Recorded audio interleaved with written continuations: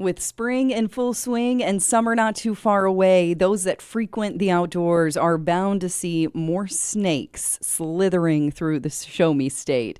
Snakes come out to play during the warmer temperatures, when there are a lot of spring rains like we've had recently in the Ozarks, and when there is more daylight. So what we are seeing now in spring. And for those of us who plan to hike, bike, camp, or just explore outside in the coming weeks and months, especially if you're going to be in tall grass and wooded areas, be prepared to encounter different species of serpents that call our region home. So today, Bailey Strohl here at the Ozarks First Digital Desk, I am going to be breaking down the 3 main venomous snakes that we see in the Ozarks, as well as teach you how to determine what snakes that you may run into are venomous or non-venomous, what to do if you encounter one, or even if you get bitten by one.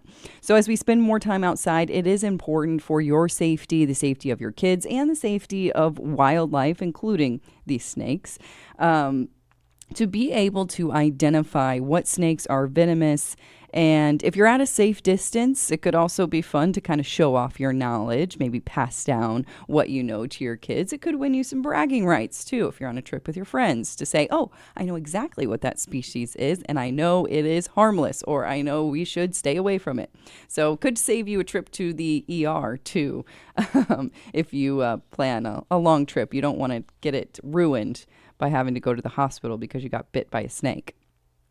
So I have some fun facts here to kick us off. Hopefully, if you are scared of snakes, still watch. We will have a couple more snake photos, but otherwise we won't go back to that video for a while. But this might actually help your worries a little bit, learning about these facts if you are scared of snakes. So let's take a look. Missouri is home to nearly 50 species and subspecies of snakes. 6 of them are venomous, so not very many out of the total. And again, all of this information is coming from the Missouri Department of Conservation as well as the MU Extension Office. Here we go. Most bites happen when people try to kill or handle snakes. To me, that kind of makes sense. You're not really going to get bit by one unless you are somehow around it or manhandling it in some way. About 8,000 people are bitten by venomous snakes each year in the U.S., not just in Missouri, across the U.S., but and fewer than 5 of those 8,000 people die from a snake bite. So in total, those deaths amount to far less than 1%. If we want to compare this will definitely ease your worries. About 120 people die each year from bee stings. 150 people die each year from being struck by lightning. So your chances of dying from something like a bee sting or being struck by lightning, something very rare like that, is still greater than dying from a snake bite. All right. Are you ready for the next picture? We are going to talk about some of the most common venomous snakes in our region that you will see in Missouri and how we are going to spot them. First is the copperhead. It is the Eastern Copperhead. This is Missouri's most venomous snake, according to the Missouri Department of Conservation. Not most venomous, most common venomous snake. Almost got you there. The most venomous is coming. Their colors vary from gray-brown to pinkish tan. They have that hourglass kind of shaped bands of the darker colors throughout their body. And then if you flip them over on their belly, they'll typically have kind of like a dusty gray, tan, or black color. And this is where they get their name, with that pinky tan hue, copperhead. The copperheads will also vibrate their tails when they are alarmed. So it's not a rattlesnake, but they'll kind of do like a rattlesnake motion. Their venom is considered mild compared to others. So it is not the most venomous snake in Missouri. It's just the most common, the one that you will see most often if you frequent the outdoors. But their bite or their venom from that bite is considered mild. But if you are out and you get bitten, you need to still seek medical treatment. Maybe don't have to call an ambulance, but you do need to go to the hospital or the doctor. Next up, the northern cottonmouth. This one, also known as a water moccasin because it likes to swim.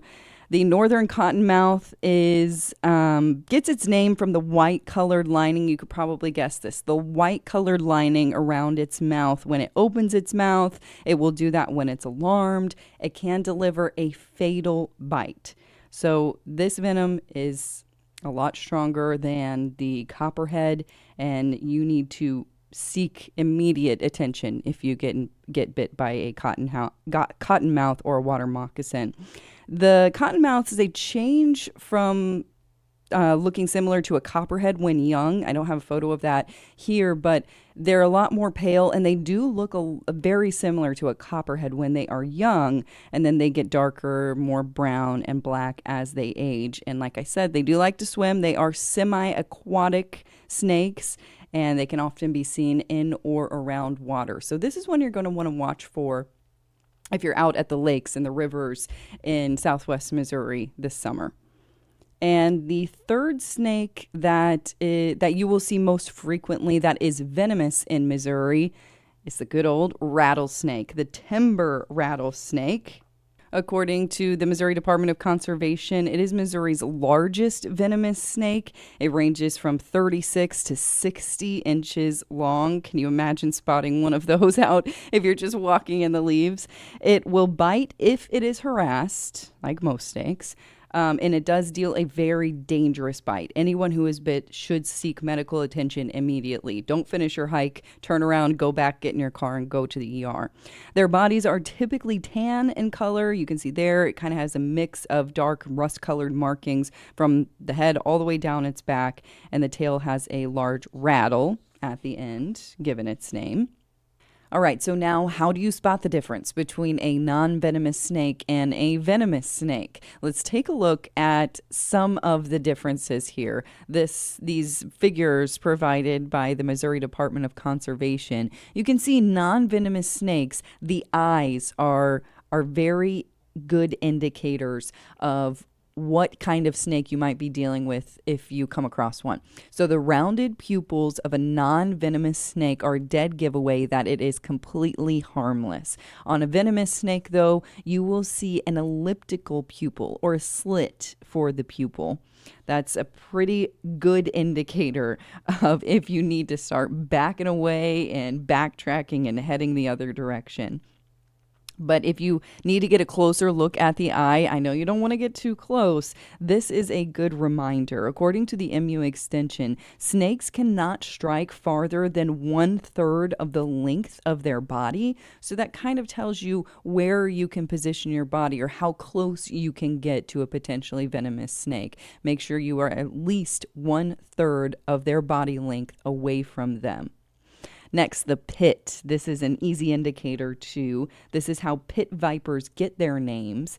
And venomous snakes have this sensory area on the sides of their heads. It looks similar to a nostril, and it's located between the fangs and the eye. So it is not a nostril, it's farther back on their body, and you can definitely spot that. And if they have one, it means it's a venomous snake.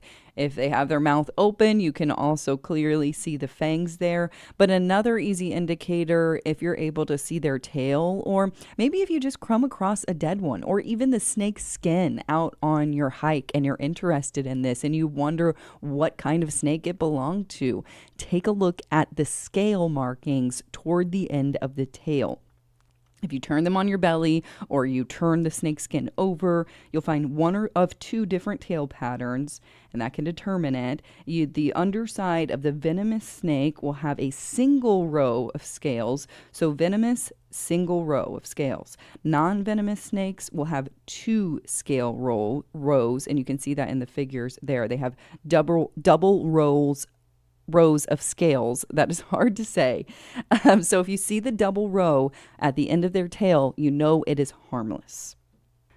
So you're feeling confident, right? But now I want to show you how easy it can be to actually misrepresent or misspot the species of a snake. This is the Missouri Department of Conservation's Facebook page showing this snake. It says, sneaky but not venomous. This is the northern water snake. And you might think that looks like a young cottonmouth. Well, actually, it's not. It's completely harmless. It's the northern water snake, and they just hunt for small fish and frogs. MDC says it is often killed out of unwarranted fear. The cottonmouths, though, are heavier bodied with larger, chunkier heads, and they have a light line from each eye into the corner of their mouth. So it's very tricky.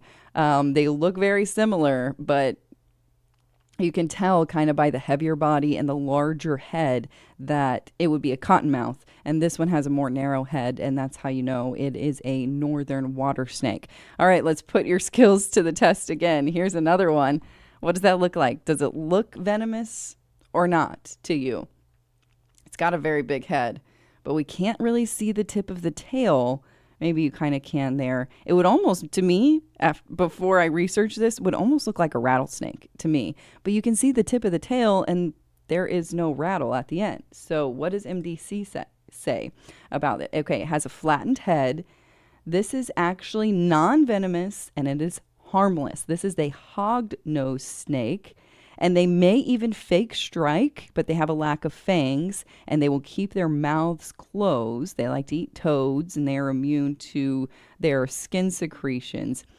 People can just watch along. They can feel comfortable from a distance, but they are being asked to leave them alone. So yeah, it may look pretty scary and strange, but this is not a rattlesnake. This can do nothing to you, doesn't even have fangs. So keep your distance still, but this is a non-venomous snake. All right. So where they like to hang out around your home, let's talk about that. Snakes thrive in areas that are well covered and where the food supply is good. So if you're out hiking and exploring, make sure to keep an eye on the ground and be watching for something slithering. I did learn a good tip that you should never step over a log, but instead step your foot on top of the log to kind of let the snake know that might be in a log that you're there, or maybe, put some pressure on it so it doesn't strike you, instead of just hopping over it, because you don't know what's on the other side of that log and there might be a snake there. So that is a good idea for when you're out in the outdoors, maybe hiking somewhere. But around your home, we have some tips too. I can show you my little fact sheet again. Here's where you might see them if you are a homeowner. Firewood stacked directly on the ground, gardens and flower beds that have a lot of mulch, untrimmed shrubs or shrubs that are growing next to the foundation. That's where I've typically seen them around my home, my parents' home. And unmowed, unkept lawns. So again, tall grass, pond and stream banks with debris and trash around them, as well as cluttered basements and attics that have maybe rodent, bird, or bat problems. That would be a haven for a hungry snake, huh? So what to do if you ever get bit? MDC recommends that if you are bitten by a snake, you should seek medical attention immediately, no matter what. If you cannot positively identify this species as non-venomous, just go ahead and call 911. But hopefully some of the things I've taught you here today will help you try to determine at least what kind of snake it could have been. And that can help you maybe save you a lot of money on some ambulance costs, So let me know if there's any other topics that you want me to cover during this time of the wildlife getting out and the plants growing. And we're getting into that summer season in the Ozarks where everybody wants to get outside. So let me know if there's some other topics you want to cover. I think I'm going to do something on the cicadas a little later today. So be watching for that, but I hope these tips have helped you, and I hope it also has calmed your worries a little bit about snakes. Bailey Strohl here at the Ozarks First Digital Desk, and I will see you next time.